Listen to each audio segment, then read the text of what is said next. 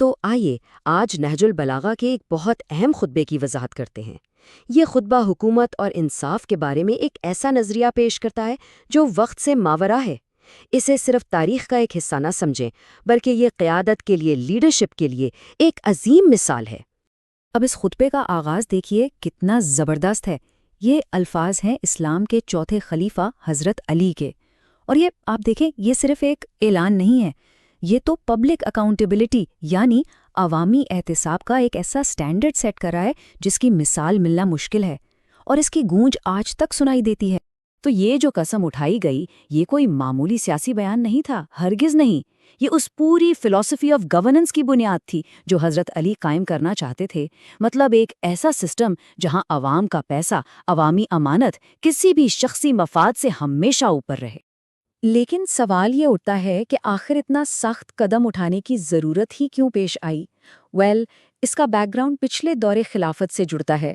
اس وقت ہوا یہ تھا کہ بیت المال یعنی جو پبلک ٹریجری ہے، اس سے کافی سارا مال اور جائیدادیں کچھ خاص لوگوں کو دے دی گئی تھیں، اور اس چیز پر عوام میں شدید بے چینی تھی۔ اس قسم کا مقصد بالکل صاف تھا، عوامی خزانے کا ایک ایک پیسہ واپس لانا۔ اس سے فرق نہیں پڑتا کہ وہ پیسہ اب کسی کی پرسنل پراپرٹی بن چکا ہے یا اس سے شادیاں ہو چکی ہیں۔ میسج بالکل کلیئر تھا، جو حق عوام کا ہے وہ وقت گزرنے سے ختم نہیں ہوتا۔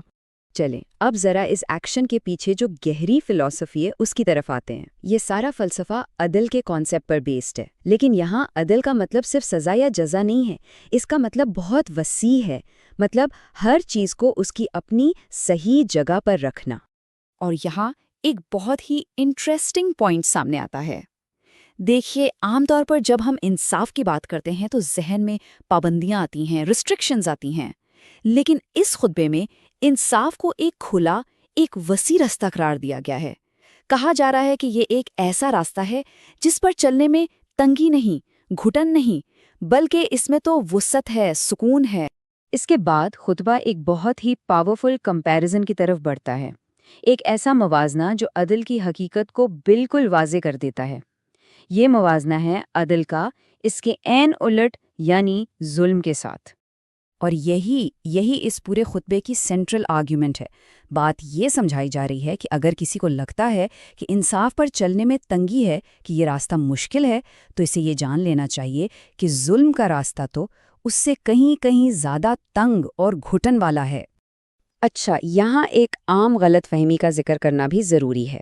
اکثر لوگ اس خطبے کو صرف دو حکمرانوں یعنی حضرت عثمان اور حضرت علی کے دور حکومت کا موازنہ سمجھ لیتے ہیں، حالانکہ اس خطبے کا اصل مقصد شخصیات کا موازنہ کرنا ہے ہی نہیں۔ اصل فوکس تو ایک پرنسپل پر ہے، ایک ایبسولوٹ سٹینڈرڈ آف جسٹس پر ہے، جو ہر دور کے لیڈر کے لیے ایک پیمانہ ہے، یعنی بات شخصیت کی نہیں، سسٹم کی ہو رہی ہے۔ اور یہی وجہ ہے کہ یہ خطبہ صرف ایک وقتی آرڈر نہیں رہتا، بلکہ یہ گورننس کا، حکومت کا ایک پورا فلسفہ بن جاتا ہے۔ عوام کا مال واپس لینے کا حکم تو ایک پریکٹیکل سٹیپ تھا، لیکن اس کے پیچھے جو اصول ہے وہ ہمیشہ کے لیے ہے۔ تو اس فلسفے کے جو بنیادی نکات ہیں وہ کیا ہیں؟ پہلا، عوام کا مال ایک مقدس امانت ہے۔ دوسرا، اکاؤنٹیبلٹی سب کے لیے ہوگی، اس میں کوئی کمپرومائز نہیں۔ تیسرا، حاکم جو ہے وہ عوام کے مال کا مالک نہیں، صرف محافظ ہے۔ اور چوتھا، ضرورت پڑنے پر انصاف کا اطلاق ماضی پر بھی ہو سکتا ہے، مطلب انصاف وقت کی قید سے آزاد ہے۔ اور آخر میں آئیے اسی مرکزی جملے پر واپس چلتے ہیں جو اس پورے فلسفے کا نچوڑ ہے۔ یہ جملہ ایک بہت گہری سائیکولوجیکل اور سوشل ریالٹی کو بیان کرتا ہے کہ انصاف سے بھاگنا دراصل اپنے آپ کو ایک بڑی اور زیادہ تکلیف دہ مشکل میں ڈالنا ہے۔ اور یہ بات ہمیں ایک آخری اور شاید سب سے اہم سوال پر لا کر کھڑا کر دیتی ہے۔ سوال یہ ہے کہ 1400 سال پرانا یہ اصول آج کی دنیا میں کیا معنی رکھتا ہے؟ ایک ایسی دنیا جہاں کرپشن اور اقربا پروری عام ہے، وہاں لیڈرشپ اور گورننس کے لیے اس پرنسپل کی کیا اہمیت ہے؟ کیا آج کا کوئی حکمران اس سٹینڈرڈ پر پورا اترنے کا سوچ بھی سکتا ہے؟